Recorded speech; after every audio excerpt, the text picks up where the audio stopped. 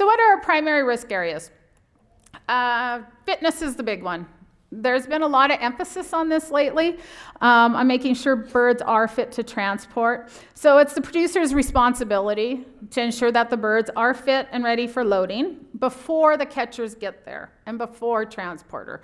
So producers need to be out there walking the barns and making sure that animals that do not meet fitness criteria are taken care of before the catchers get there and your loading crews. That should not be their job. And when I'm out doing an audits and stuff, I don't like to see a whole bunch of unfit birds after the barn's been loaded out, because those should have been taken care of before. You'll have random ones, but I like to see those taken care of before. It is the catcher's responsibility, though, to make sure they don't load those birds, catch and load them.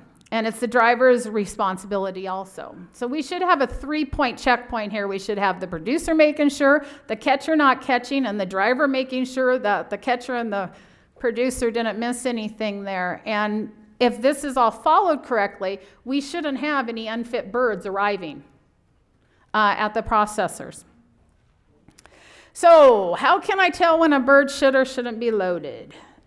This is industry guidelines. This actually all comes from CLT. How many of you are familiar with CLT, the Canadian Livestock Transport Program? Ooh, we need more of you out there. That's our certification program here in Canada that certifies people for the transport of livestock. We do have a poultry module too, one that is specific to poultry.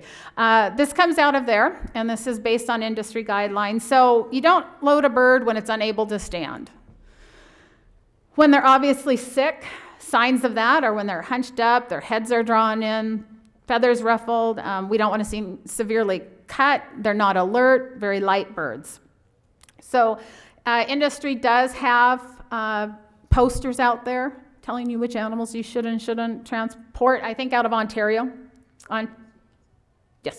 brought that out. So they have some good posters and stuff out there. How many of you seen the fitness posters? How many of you have fitness posters hanging up in your barn? 2? I got one over there. Got a couple here hanging out there. So, but you need to keep it in front of your employees. Keep them fresh. What do you do with sick or injured birds? Point them out to the supervisor and ask her what to do with it, him or her what to do with it. So at catching and loading, the catchers should really know not to load. But like I said, the producer should already have them out of there. Catching and handling. This is where we have to be really careful. This is where you see a lot of the injury and bruising, is at catching and handling at both loading and unloading. So I spend a lot of time in plants also and on farm, and there's always an argument over who did it, the guy's loading or the guy's unloading, and the plant likes to blame the farm and the farm likes to blame the plant guy. So truth always lies somewhere in between. So the key to effective bird handling is understanding their natural behavior. This is with all livestock. You want to make sure you understand their behavior, and a lot of people don't. When I do behavior and handling, that's a big thing to me. Understanding natural behavior is 90% of handling. If you understand why they do what they do, you'll be able to handle them.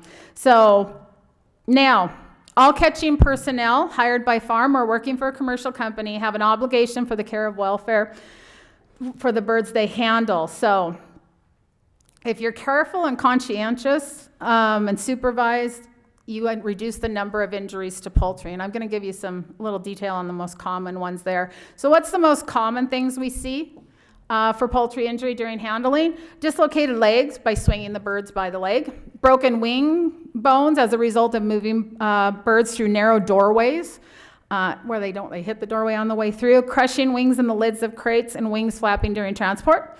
Crushed skull from trapping heads in the lids of the crate. Fractured wishbone from rough handling, such as tossing birds or dropping them.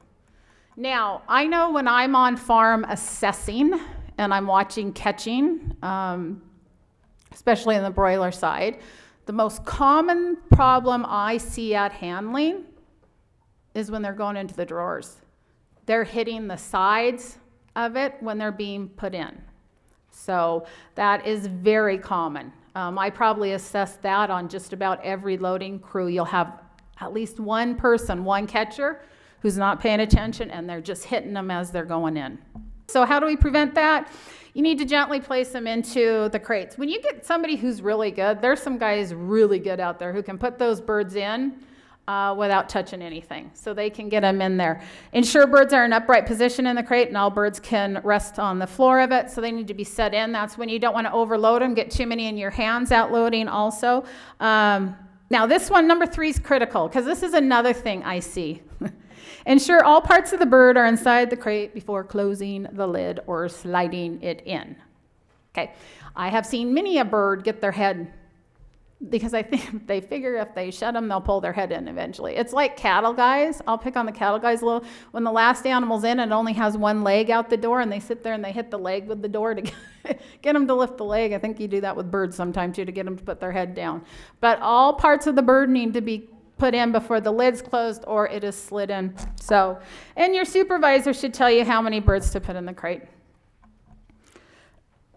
For end delay and breeders, this is our little more vulnerable area for our industry, is our end delay. It's probably one of our more challenging. Now, here in Alberta, does anybody transport end delay? I don't think we have many. Breeders will? Nobody's, okay. So your breeders, how many of you put? I have a few out there. When you get out east, you see more end delay and more culls actually go to market versus being euthanized on farm. So extra care should be taken when handling end delay because of the fragile nature of the birds. When handling caged hens, remove birds from cages by 2 legs. Remove only 1 or 2 birds from cage at a time. Don't take too many. That's a big mistake I see on the handling. Minimize passing of birds between people. And place birds gently and upright in the trailer.